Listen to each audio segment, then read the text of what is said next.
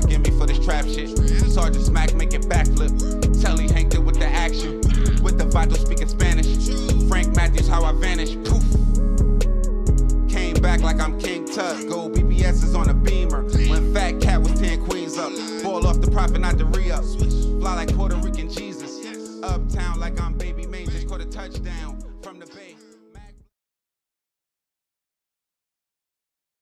We also recognize that individuals do not create rebellions, conditions do. Until they begin to address themselves to those conditions, rebellions will continue and they will escalate. Sometimes the question has been raised about why black men fight and have fought for this country. It is the black man's implacable will to be free that makes him fight for this country. And it is that same will that will make him fight this country. To millions, he was a revolutionary, a voice of power in a time of silence, a man who stood in the face of a country on fire. But to others, especially in law enforcement, he was a threat, dangerous, defiant, and in the end, the man once known as H. Rap Brown would find himself buried under accusations of murder, racketeering, and terror. We discovered this long history of FBI surveillance that was quite troubling, and one of the things that we discovered was that the FBI, in their long pursuit of a man, Jamil Al-Amin, was using as an informant a serial killer, and so we never really got to the bottom of that. Which one? He said the big one, and Shane took off running to his yard.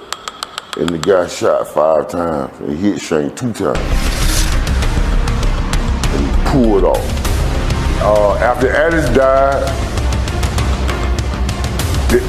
Al-Amin started making Juma up on the corner. Took over the whole corner, started making prayer. Started running folks off the corner, saying no more dope will be sold on this corner.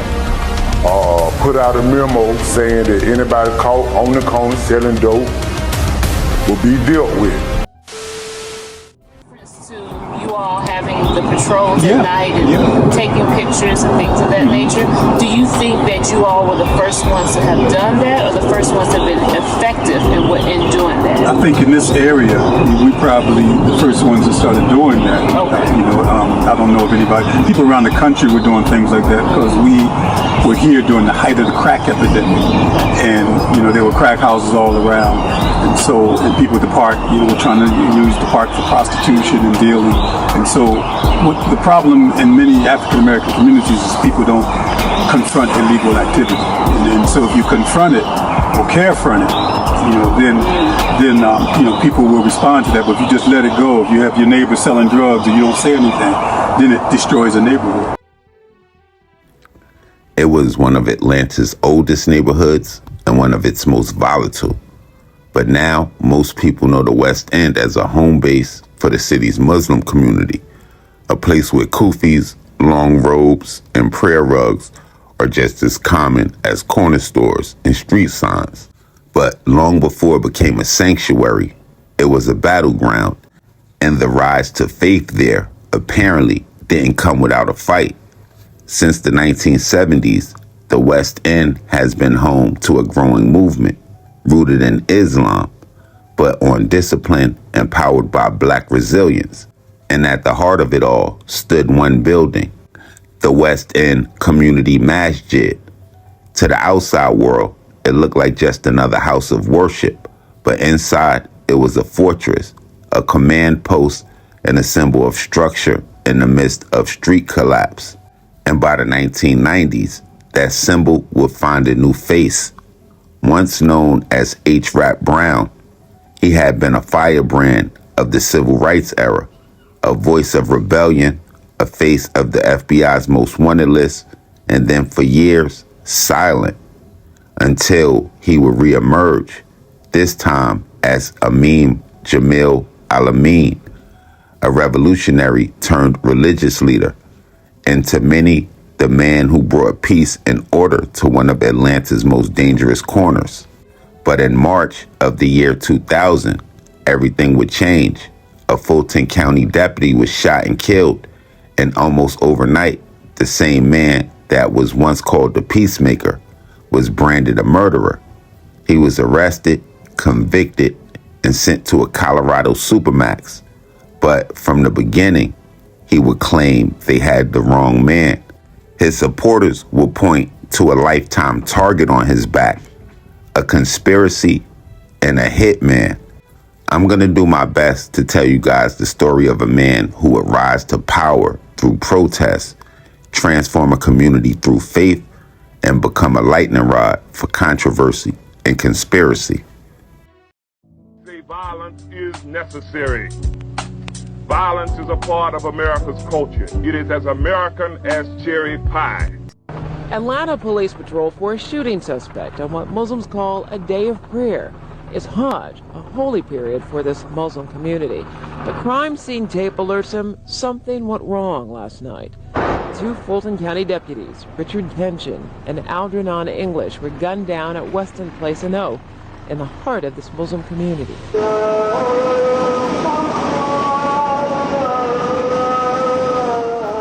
Morning prayers sound over a speaker as police search for a man viewed as a servant to these residents, 58-year-old Jamil Al-Amin, a Muslim name given to the political activist H. Rap Brown. A friend gave comment, but not his name. It's very disturbing. Anytime you got a brother, you know what I'm saying, Imam is our brother. He's a righteous man. You know what I'm saying? He always stood for what is right, you know what I'm saying, and never, disrespecting nobody. He always strive, to tell people about the prayer. Prayer is the key to paradise. Neighbors are reminded of last night's violence by images like these bullet holes in this car parked in the line of fire. The man he have a record. He was in the Black Panther. He changed his life. He became Muslim. We live in the jungle of America. This is nothing. We see killing all the time. You know what I'm saying? Investigators combed through the crime scene at West End and Oak, trying to figure out how and why a Fulton County Sheriff's deputy was murdered. Detectives say deputies Ricky Kinchin and Algernon English came to this grocery store to serve a Cobb County warrant to Jamil Al-Amin, a former Black Panther who was wanted for not making a court appearance. Atlanta police say when the deputies approached the suspect, Al-Amin shot the deputies with an assault rifle. Today, Fulton County prosecutors are expected to announce they will seek the death penalty against accused cop killer Jamil Al-Amin. The former Black Panther leader, known as H. Rap Brown, will be arraigned today on murder charges in Fulton County. Now, all along, his lawyers have claimed Al-Amin is being framed. He says the system has been trying to kill him. He wouldn't be the first black man that the system tried to kill. A statement the suspect seems to agree with. Just listen to the only thing he's ever said publicly about the charges against him.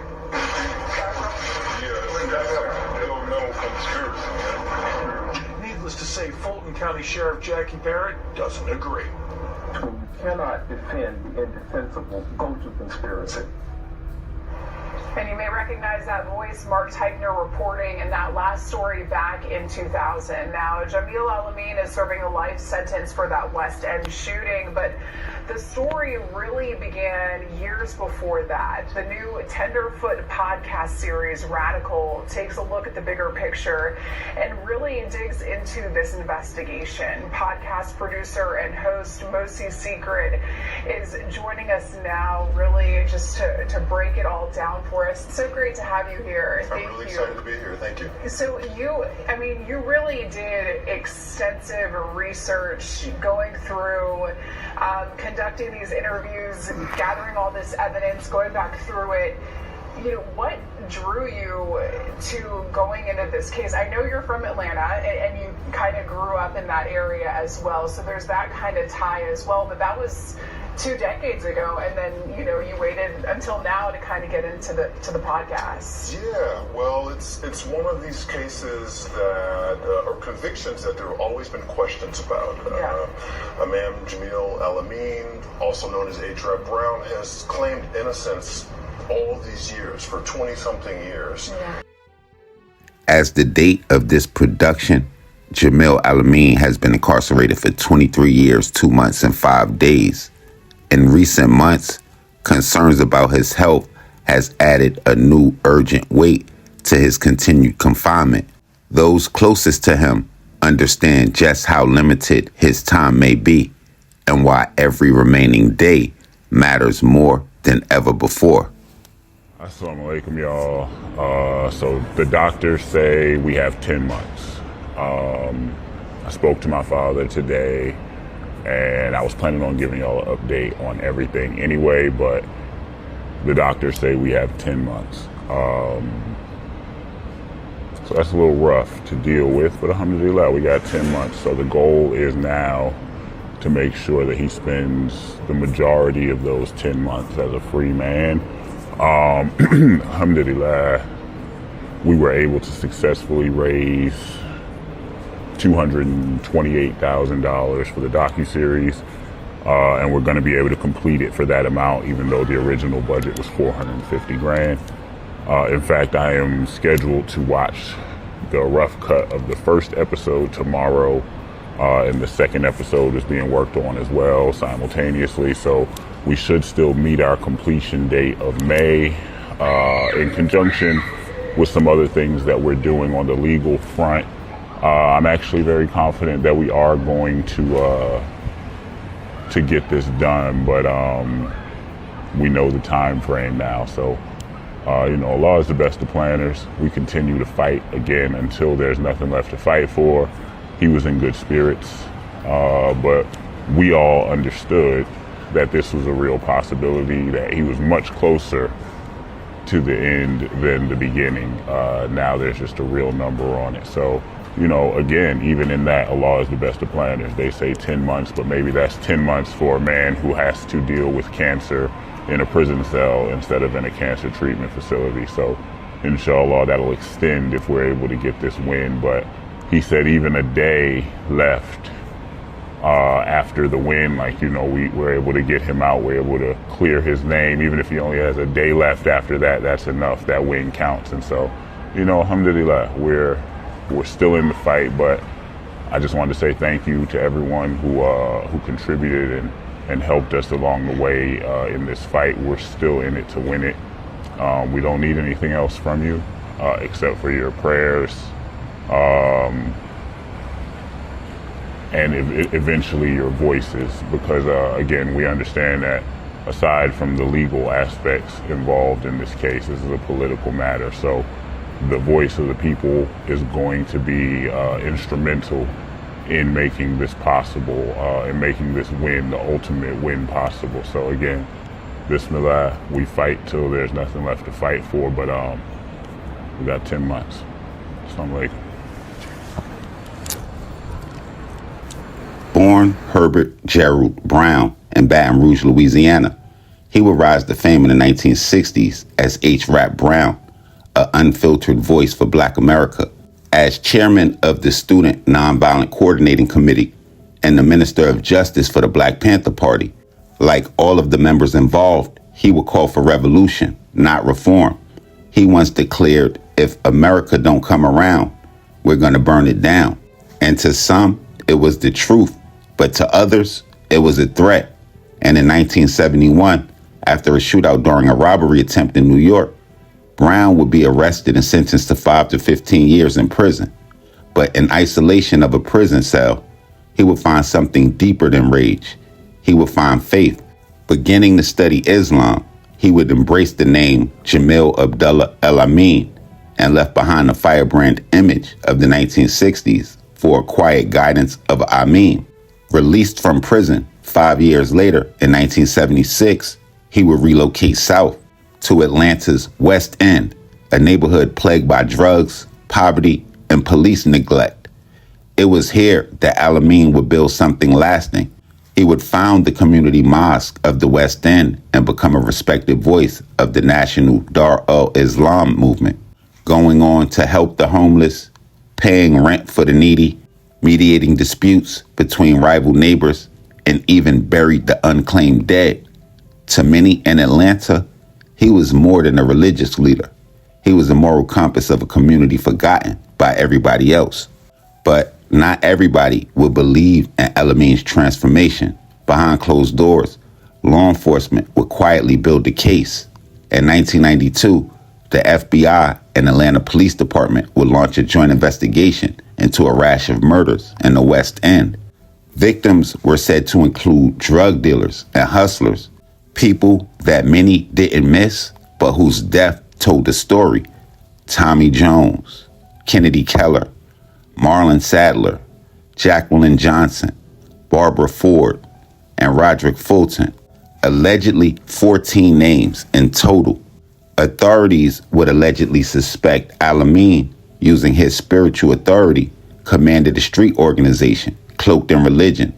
Their star witness, a guy by the name of Leonard Devin Holland, an admitted killer who happened to be awaiting trial for a murder.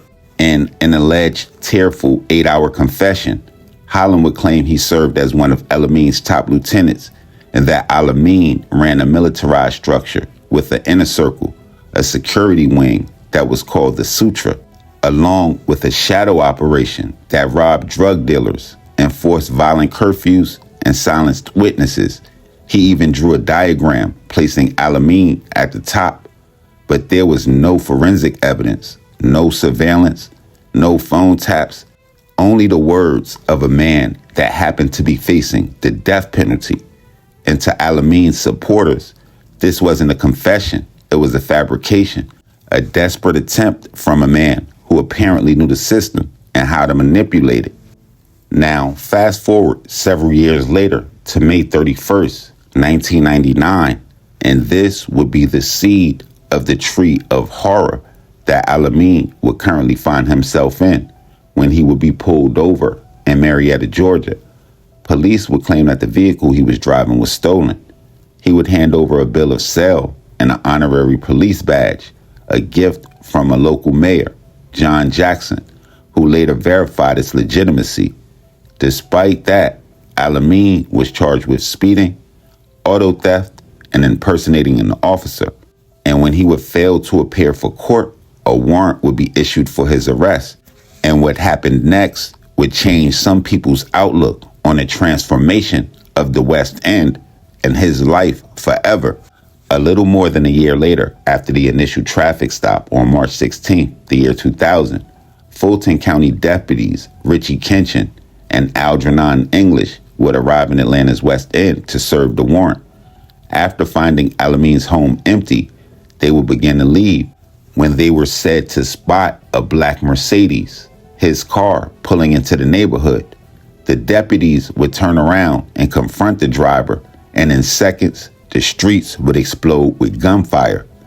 English would be shot 4 times, with Kitchen being fatally wounded, dying at Grady Memorial Hospital the very next day.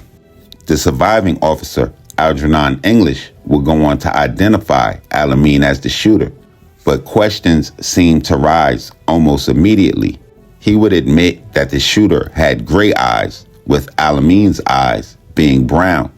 He would say that the shooter was hit during the exchange, yet when captured 4 days later in Whitehall, Alabama, Al-Amin had no wounds to his body.